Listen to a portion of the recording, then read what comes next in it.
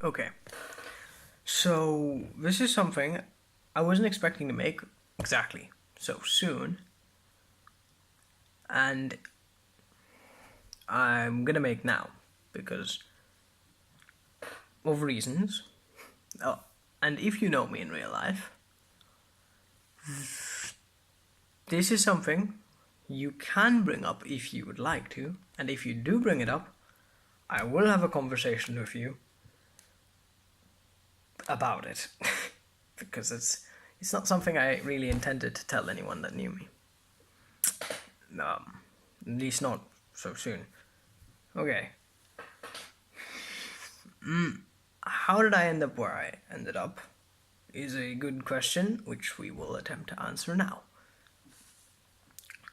Let's go back to when I was about 12, about aroundish there. I was playing Black Ops 2 on my Xbox, just doing normal teenager things, and listening to a YouTuber called FOTM1. Now, FOTM1 was discussing the idea that God still speaks to people, which was something I didn't hear a lot. It's not a very popular opinion, and I was interested because up until that point I had been raised Christian, but that was about it. I didn't really know too much about it or anything like that. It was just kind of like a, God is real, God loves me. That's it. Okay. So he was discussing this while I'm playing the game. I'm listening to him, and at one point, Doug Perry, the YouTuber of the FOTM1 channel, says that God's voice is an inner voice, something like that, and that it's not a voice you hear with physical ears. It's not an audible voice. It's an inner voice, a still small voice. And he gave somewhat of an instructions on how to hear God. And so while I'm playing this video game, I decide, what the heck, right? Now I think before that I had been trying to hear God as well, but at this point I had nothing left to lose. So I was like what the heck? Why not try again, right? So I'm playing my video game, and I just go, hey, Father, are you there? And he goes, oh yeah. Something like that. I can't remember exactly what he said, but he said something along the lines of, oh yeah. And I'm like, so this is really you? And he's like, yep. And I'm like, so what do you want me to do? Is there anything you want me to do? Well, no, first I think I was talking to him a little bit about how amazing this was, that I was, just having a casual conversation with the creator of the universe, supposedly, right? Not supposedly, truly. At that point I was probably still doubting a little bit. And anyway, the first thing he tells me is, at one point I ask him, what do you want me to do? And the first thing he ends up telling me is, you should stop video gaming. Not in a harsh kind of way, more of a, it's something you should do for your own benefit kind of way, like a this is really not gonna be good if you don't stop doing it kind of way. Which I got. I didn't exactly understand why at the time, but I ended up, I said, okay, Lord. And so that's where most of it began. And from there I did have many more experiences, like somewhat like that, yeah.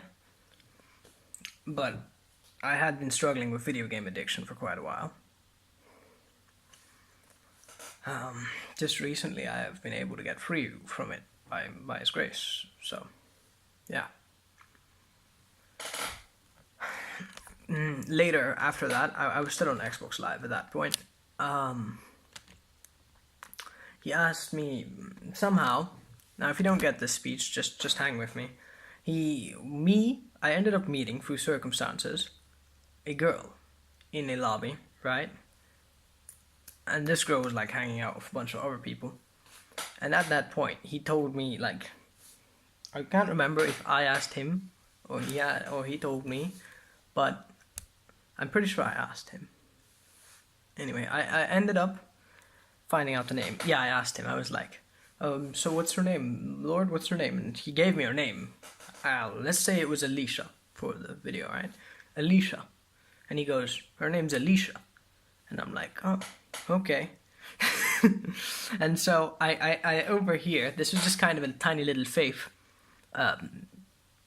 builder for me, and I overhear her saying, and I overhear her friends talking, because I was obviously scared at this point. I'm like, what if her name's not Alicia, you know? My mistake. But later, I overhear them talking, her and her other friends, her guy friends, I overhear them talking, and they mention at one point, hey, Alicia. And I'm like, what? I'm like mind blown at this point, because, you know, this voice, inner voice, this voice I was communicating with just told me the name of a random person. Just like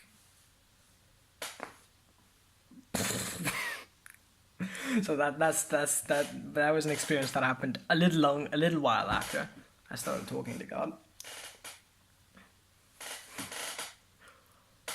Now,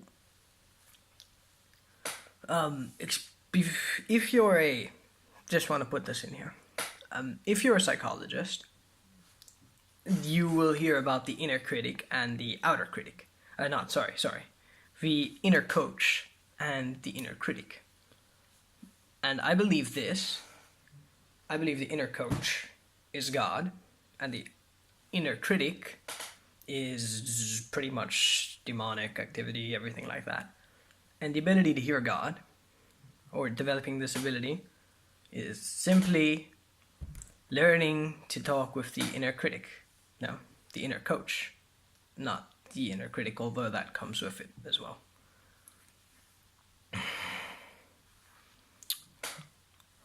That's pretty much how I got to most of the places where I am. He's also told me to do some other things, which have ultimately ended up for my benefit, to be honest.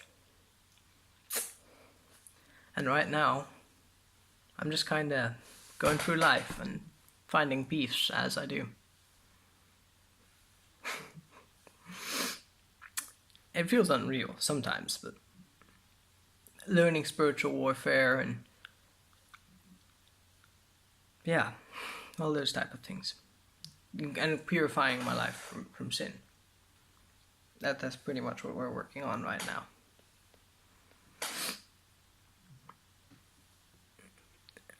I love him. He's amazing, and I believe he can do for you what he has done for me in the little time we have really known each other. And if you don't believe that God can talk to people, all I can say to you is, you're missing out, dude. You're missing out, dude. It's intense. It is quite the journey. Now, I haven't told this to anyone in my real life too much, because there's not really much of a way to put it. I mean, I've told it to a few people on a shallow level.